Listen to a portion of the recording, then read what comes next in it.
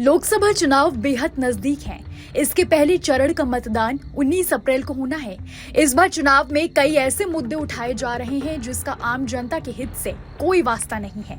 और तो और राजनीतिक दलों ने उत्तर प्रदेश में गैंगस्टर मुख्तार अंसारी की मौत को भी चुनावी मुद्दा बना दिया है। हाल ही में मजलिस ए इत्तेहादुल मुस्लिमीन के मुखिया असदुद्दीन ओवैसी मुख्तार की परिवार वालों से मिलने के लिए उनके घर पहुंचे थे। इसी दौरान उन्होंने विपक्षी दलों के नेताओं पर निशाना साधा था।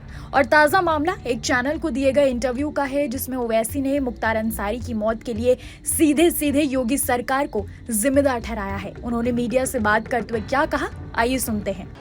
बातचीत क्या, हमसे इतना बड़ा वाकया हुआ है, जुडिशियल कस्टडी में उनकी मौत हुई है और यहाँ की प्रदेश सरकार उसकी जिम्मेदार है, तो हम उनको कंडोलेंसेस और पुरसा देकर आए।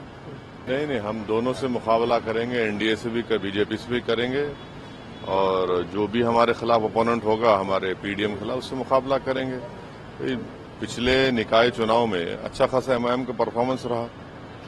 5 से 6 हमारे चेयरमैन हैं, कई जगह पर हम दूसरे नंबर पर आए। हमारे 100 से ज्यादा हमारे कॉरपोरेटर जीते हैं।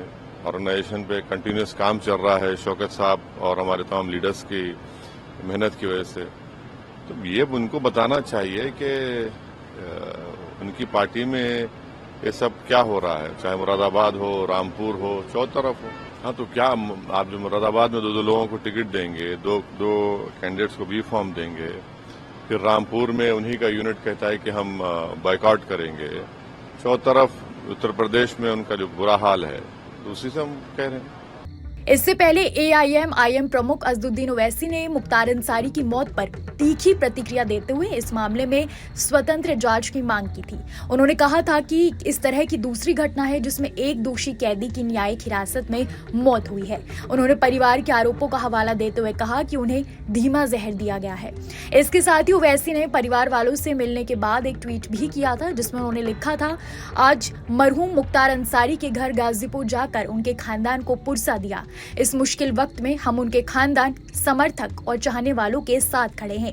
इंशाअल्लाह इन अंधेरों का जिगर चीर कर नूर आएगा। तुम हो फिरौन तो मूसा भी जरूर आएगा। ओवैसी ने मुख्तार के घर पहुंचकर जो संदेश देना था दे दिया, लेकिन इस संदेश के बहाने ओवैसी ने एक तीर से 2 निशाने साधे।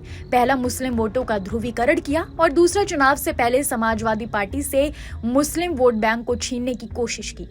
आपको बता दें कि परिवार ने मुख्तार को धीमा जहर देने का आरोप लगाया और इस मौत को स्वाभाविक नहीं, सुनियोजित हत्या बताया।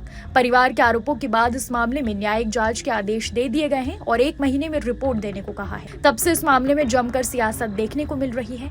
सिर्फ ओवैसी ही नहीं, समाजवादी पार्टी समेत कई विपक्षी दलों ने मुख्तार अंसारी की मौत को लेकर यूपी सरकार पर सवाल उठाए हैं। ऐसी तमाम देश दुनिया की खबरों के लिए देखते रहिए न्यूज नेशन डिजिटल।